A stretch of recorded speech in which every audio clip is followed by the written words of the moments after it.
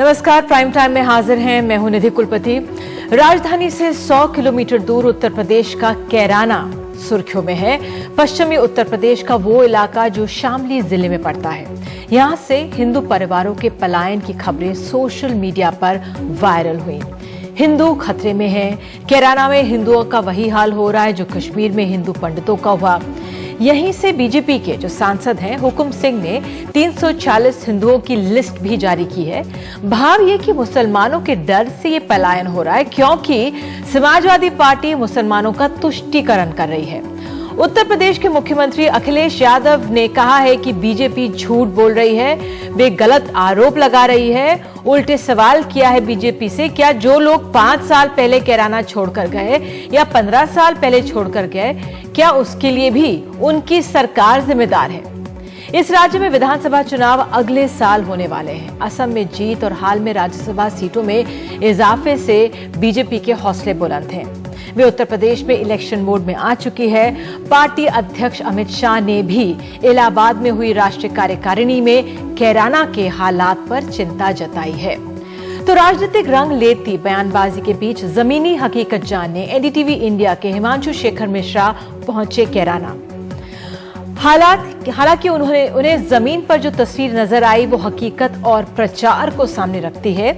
NDTV को इस list की जांच में 11 ऐसे नाम मिले जो 10 से 15 साल पहले ही आर्थिक और कारोबारी वजह से पलायन कर चुके थे। इनके पलायन का संबंध किसी आतंकी माहौल से नहीं था, जिसका दावा हुकुम सिंह ने अपनी लिस्ट में किया है। लिस्ट में 165 और 166वें नंबर पर जय कुमार धीमान और पोनी का नाम है। उनके भाई मनु धीमान यहीं के बिसातियान मोहल्ले में कई दशकों से रहते हैं। हैरान है कि लिस्ट में उनके 2 भाइयों का नाम है। उनका कहना है कि उनके दोनों भाई रोजगार के लिए कई साल पहले ही इलाका छोड़कर चले गए थे।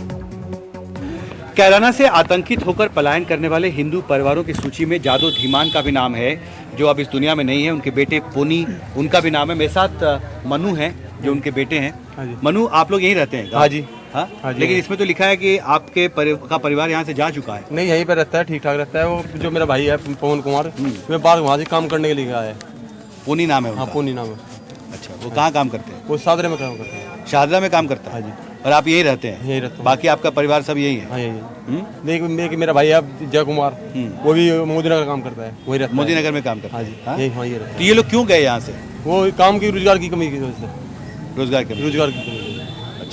इसमें लिखा है कि आतंकित होकर आतंकी के होते नहीं गया, वो तो अपने काम के लिए गया है जी। काम पूरा नहीं मिले था, खाने के लाले थे पूरे, इसलिए वो वहाँ पे गया है। अच्छा, तो रोजगार की तलाश में वो बाहर गए? हाँ जी।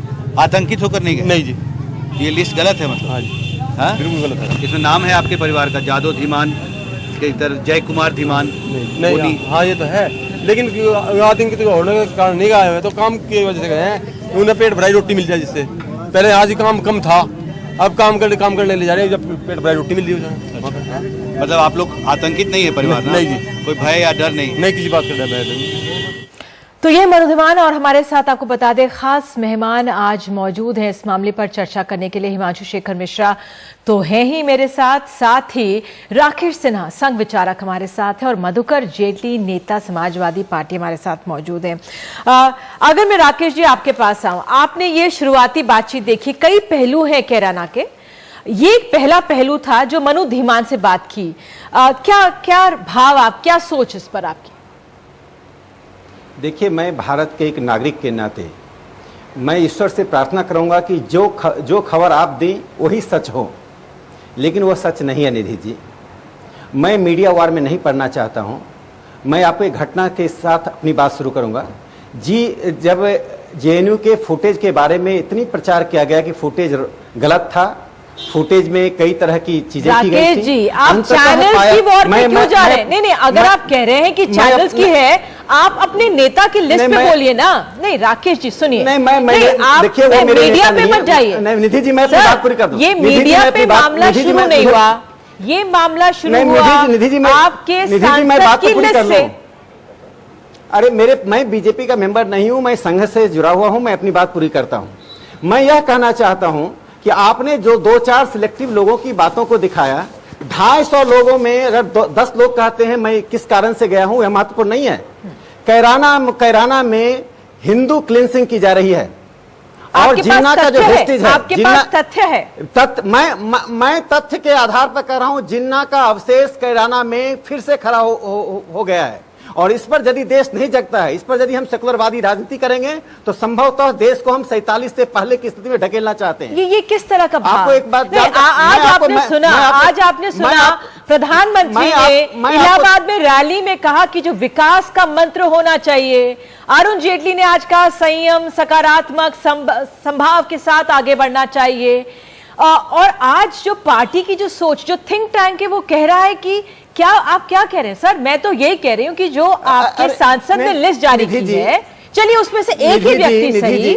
जी निधि जी, कैराना से हिंदुओं को मारकर भगाया जा रहा है, उनकी महिलाएं असुरक्षित हैं, वे अनिश्चितता में जीवन जी रहे। कैराना में कितनी हत्याएं हुई हैं, क्या इसकी सूची आपके संवाददाता ने जारी किया? ठीक है, इसी बात पर, इसी एक बात पर कि क्या हिंदुओं को मारकर भगाया जा रहा है, इसी बात पर आगे बढ़ेंगे। मैं इसी बात पर आगे बढ़ती हूं। मैं अपनी बात 2 पंक्ति देकर समाप्त करता हूं।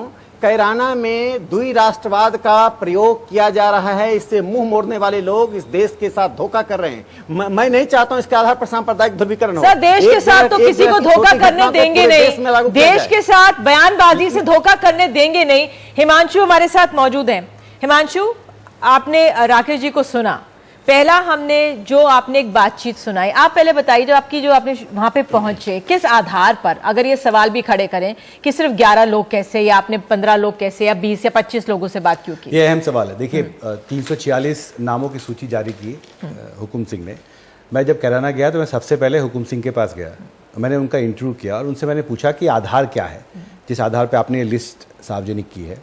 और उन्होंने कहा कि हमारे जो कार्यकर्ता हैं, हमारे पास जो शिकायतें लोगों की तरफ से आ रही थी, उसके आधार पर हमारे कार्यकर्ता लोगों के पास गए और उसके आधार पर उन्होंने ये लिस्ट तैयार की है।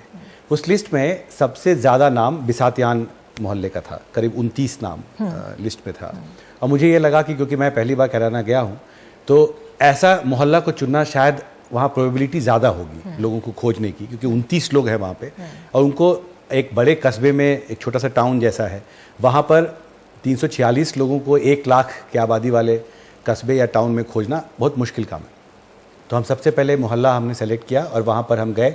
सबसे पहले प्रजापत फैमिली के पास गए हम, और प्रजापत फैमिली के लोगों ने हमें बताया कि उनके चाचा जी का नाम इसमें है और उनके 3 बेटों का नाम है जो 15 साल पहले पलायन कर चुके हैं। वो भी हम दिखाएंगे आपको अभी आगे इस प्रोग्राम में। और जिस केस स्टडी को अभी हमने दिखाया आपको, अब वो 15 साल पहले क्यों गए? वो आर्थिक कारणों से। उन्होंने कहा कि यहाँ रोजगार की समस्या हो रही थी परिवार को, तो वो अपने बच्चों के साथ वहाँ चले गए, क्योंकि यहाँ पर आर्थिक विकास नहीं हुआ है, बहुत पिछड़ा इलाका है।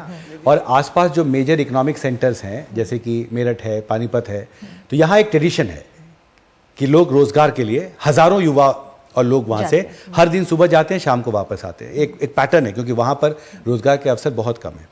तो जिस केस स्टडी को हमने अभी दिखाया, जय कुमार धीमान और पोनी, जिनका ऑफिशियल नाम पवन है, पवन धीमान है, लेकिन उनका घर का नाम पोनी नाम से लिस्ट में लिखा है। तो हमें उनके भाई मिले। प्रजापत परिवार ने ही बताया कि ये जो धीमान परिवार है तो हमारे घर के सामने ही रहता है। तो हम उनके पास गए, तो वो लकड़ी का काम करते थे और वो उस वक्त घर पे थे। और उनसे मैंने पूछा कि ये कौन है, ये जय कुमार धीमान और पोनी? तो कहा ये तो मेरे भाई हैं। तो मैंने कहा कि हुकुम सिंह जी ने कहा है कि आतंकित होकर ये परिवार यहाँ से जा चुका है। तो उसने हंसकर कहा कि अगर परिवार आतंकित होकर यहाँ से चला गया है तो मैं कैसे यहाँ रह रहा हूँ अपने परिवार के साथ। और उन्होंने कहा कि मेरे जो 2 बड़े भाई हैं उसमें जय कुमार जो है वो मोदी नगर में काम करते हैं, और जो पोनू है जिनका ऑफिशियल नाम पवन है, पवन धीमान है, लेकिन पोनू लिस्ट में लिखा है, वो शाहदरा में काम करते हैं।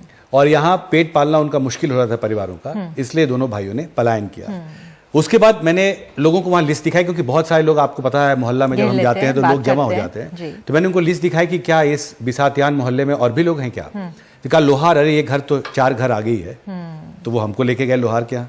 जब लोहार के घर पर पहुंचे तो वहाँ आलम चौधरी, वो लोकल मंडल लेवल के कांग्रेस के नेता हैं, मुझे बताया गया ये घर उन्होंने 10 साल पहले लोहार से खरीदा था और लोहार घर बेचकर पानीपत उनका परिवार शिफ्ट हो चुका है। फिर आलम चौधरी बाहर आए और उन्होंने सब्सटैंशिएट किया कि 10 साल पहले लोहार ने हमको बेचा, उसके बाद उनकी मृत्यु हुई, उनकी 2 बेटी थी।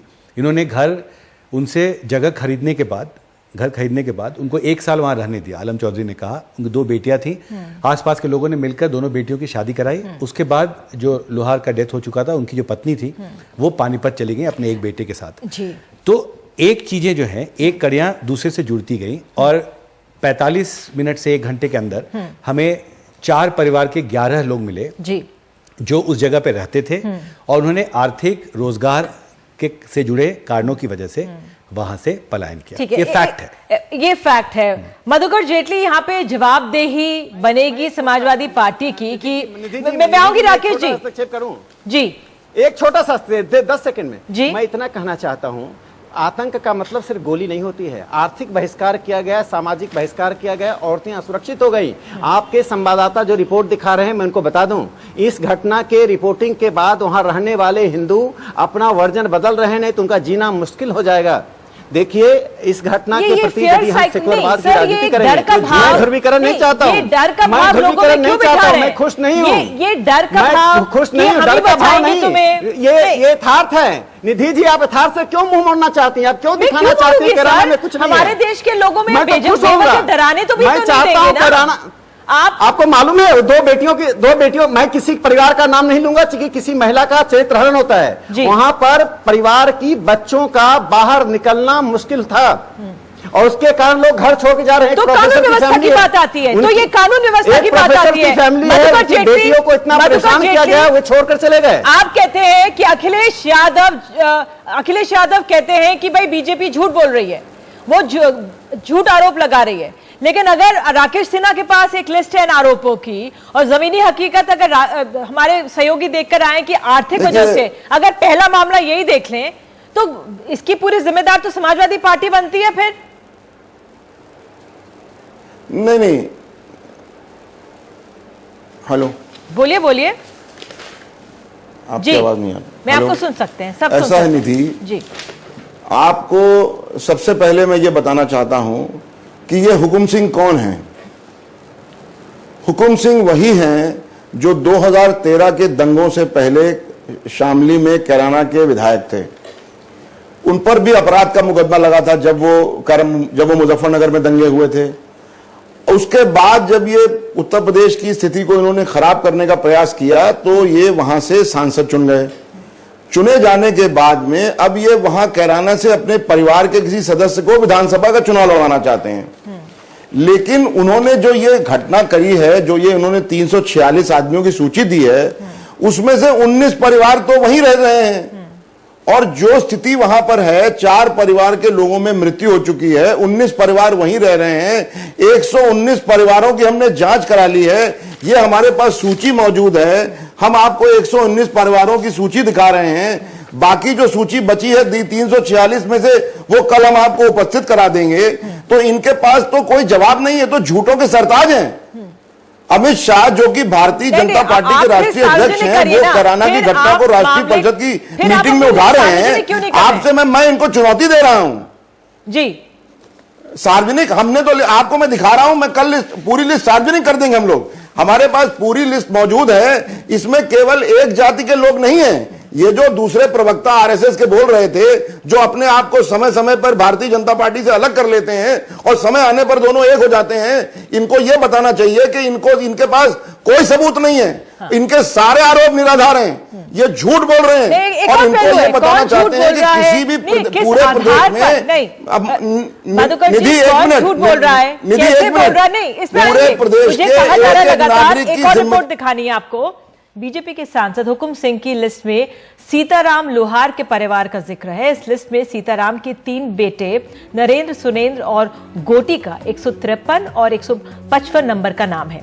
कभी कैराना के पिसातियान मोहल्ले में ये परिवार रहता था, लेकिन 10 साल पहले ही अपना घर बार बेचकर ही जा चुके हैं। जब एनडीटीवी की टीम इस पते पर पहुंची और सच सामने आया, इस मकान में कांग्रेस के स्थानीय नेता मोहम्मद आलम चौधरी रहते हैं। आलम चौधरी ने एनडीटीवी को बताया कि सीताराम लोहार ने 10 साल पहले उन्हें ये घर भेजा था और आर्थिक वजह से परिवार पानीपत चला गया था। लेकिन इस परिवार का जिक्र लिस्ट में होना हैरान करता है।